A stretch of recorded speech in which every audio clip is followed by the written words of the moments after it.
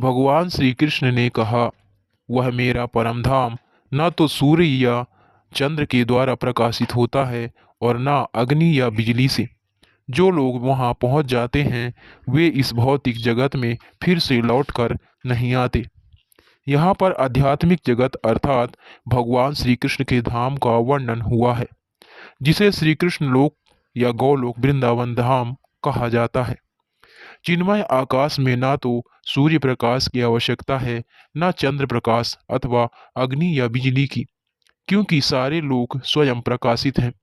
इस ब्रह्मांड में केवल एक लोक सूर्य ऐसा है जो स्वयं प्रकाशित है, लेकिन आध्यात्मिक आकाश में सभी लोक स्वयं प्रकाशित हैं।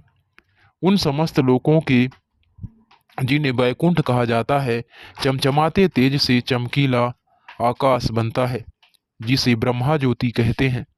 वस्तुतः यह तेज श्री कृष्ण लोक गौलोक वृंदावन से निकलता है। इस तेज का एक अंश महत्तत्व अर्थात भौतिक जगत से आच्छादित रहता है। इसके अतिरिक्त ज्योतिर्मय आकाश का अधिकांश भाग तो आध्यात्मिक लोकों से पूर्ण है, जिन्हें वैकुंठ कहा जाता है और जिनमें से गोलोक वृंदावन प्रमुख है। जब तक जीव इस अंधकारमय जगत में रहता है तब तक वह बद्ध अवस्था में होता है, लेकिन जो ही वह इस भौतिक जगत रूपी मिथ्या विकृत वृक्ष को काट कर आध्यात्मिक आकाश में पहुंचता है, त्यों ही वह मुक्त हो जाता है। तब वह वहां वापस तब वह वहां से यहाँ वापस नहीं आता। इस बद्ध जीवन में जीव अपने को भौतिक जगत का स्वामी मानता है, लेकिन अपनी मुक्त अवस्था में वह आध्यात्मिक राज्य में प्रवेश करता है और परमेश्वर का पार्षद बन जाता है। वहां पर वह सच्चिदानंदमय जीवन का आनंदमय जीवन बिताता है। इस सूचना से मनुष्य को मुग्ध हो जाना चाहिए। उसे उस शाश्वत जगत में ले जाए जाने की इच्छा करनी चाहिए और सच्चाई के इस मिथ्या प्रतिबिंब से अपने आप को विलग कर लेना चाहिए। जो इस संसार से अत्यधिक आसक्त है, उसके लिए इस आसक्ति का छेदन करना दुष्कर होता है। लेकिन यदि वह श्री कृष्ण भावनामृत को ग्रहण कर ले तो उसके क्रमशः छूट जाने की संभावना है।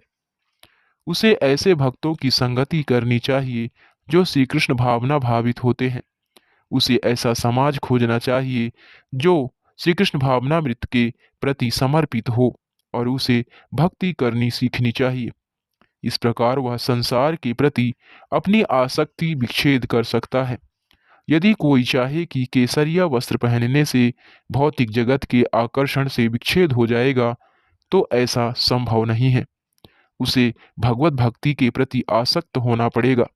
अतएव मनुष्य को चाहिए कि गंभीरता पूर्वक समझे कि 12वें अध्याय में भक्ति का जैसा वर्णन है, वही वास्तविक वृक्ष की इस मिथ्या अभिव्यक्ति से बाहर निकलने का एकमात्र साधन है। 14वें अध्याय में बताया गया है कि भौतिक प्रकृति द्वारा सारी विधियां दूषित हो जाती हैं। केवल भक्ति ही शुद्ध रूप से दिव्य है। यहाँ पर मम मम शब्द बहुत महत्वपूर्ण है।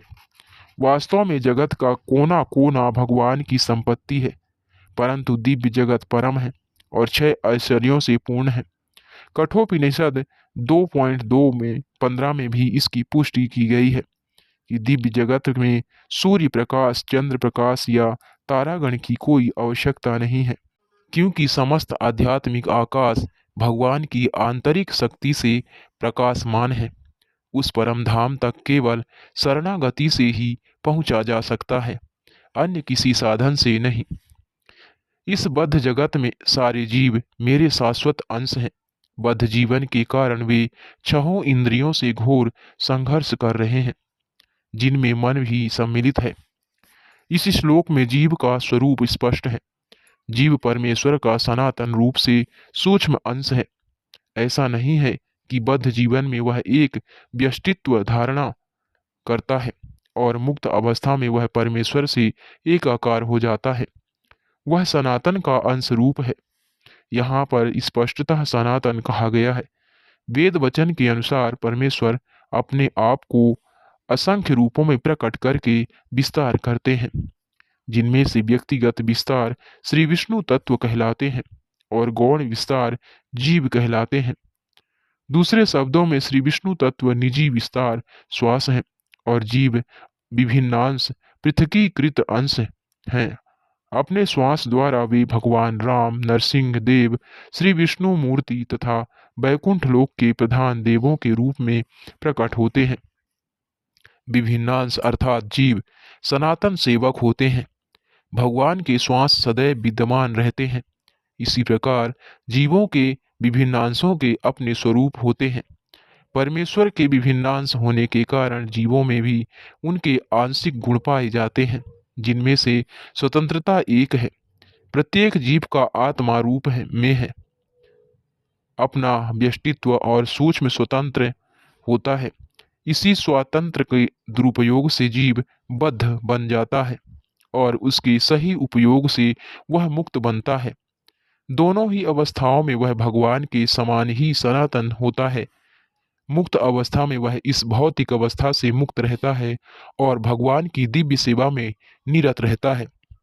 बद्ध जीवन में प्रकृति के गुणों द्वारा अभिभूत होकर वह भगवान की दिव्य प्रेमा भक्ति को भूल जाता है। फलस्वरूप उसे अपनी स्थिति बनाए रखने के लिए इस संसार में अत्यधिक संघर्ष करना पड़ता है। न केवल मनुष्य तथा कुत्ते बिल्ली जैसे जीव अपितु इस भौतिक जगत के बड़े बड़े नियंता यथा ब्रह्मा, शिव तथा श्री विष्णु तक परमेश्वर के अंश हैं। ये सभी सनातन अभिव्यक्तियां हैं, क्षणिक नहीं। बद्ध जीव मानो लौह श्रृंखलाओं से बंधा हो, वह मिथ्या अहंकार से बंधा रहता है और मन सुख मुख्य कारण है जो उसे इस भवसागर की ओर धकेलता है। जब मन सतोगुण में रहता है तो उसके कार्यकलाप अच्छे होते हैं, जब रजोगुण में रहता है तो उसके कार्यकलाप कष्टकारक होते हैं और जब वह तमोगुण में होता है तो वह जीवन की निम्न योनियों में चला जाता है। लेकिन इस श्लोक से यह स्पष्ट है कि बद्ध जीव मन तथा इंद्रियों समेत भौतिक शरीर से आवरित है और जब वह मुक्त हो जाता है तो वह भौतिक आवरण नष्ट हो जाता है, लेकिन उसका आध्यात्मिक शरीर अपने व्यष्टि रूप में प्रकट होता है। माध्यान्दिनायम श्रुति में यह सूचना प्राप्त है।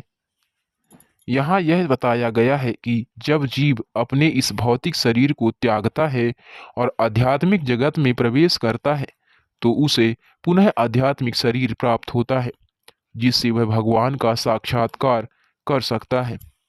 यह उनसे आमने सामने बोल सकता है और सुन सकता है तथा जिस रूप में भगवान हैं उन्हें समझ सकता है। स्मृति से भी यह ज्ञात होता है। बसंती यत्र पुरुषः सर्वे वैकुंठ मूर्तयः। वैकुंठ में सारे जीव भगवान जैसे शरीरों में रहते हैं।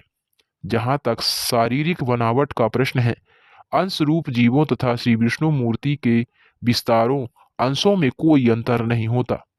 दूसरे शब्दों में भगवान की कृपा से मुक्त होने पर जीव को आध्यात्मिक शरीर प्राप्त होता है। मामैव वांसः शब्द भी अत्यंत सार्थक है, जिसका अर्थ है भगवान के अंश। भगवान का अंश ऐसा नहीं होता जैसे किसी पदार्थ का टूटा खंड। अंश हम द्वितीय अध्याय में देख चुके हैं कि आत्मा के खंड नहीं किए जा सकते। इस खंड की भौतिक दृष्टि से अनुभूति नहीं हो पाती। यह पदार्थ की भांति नहीं है जिसे चाहो तो कितने की ही खंड कर दो और उन्हें पुनः जोड़ दो।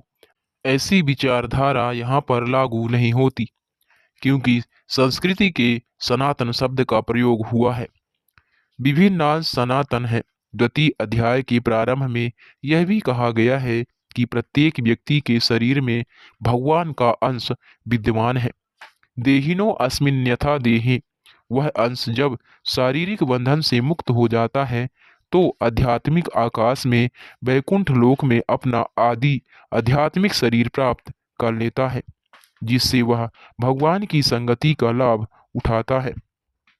किंतु ऐसा समझा जाता है कि जीव भगवान का अंश होने के कारण गुणात्मक दृष्टि से भगवान के ही समान है। जिस प्रकार स्वर्ण के अंश भी स्वर्ण होते हैं,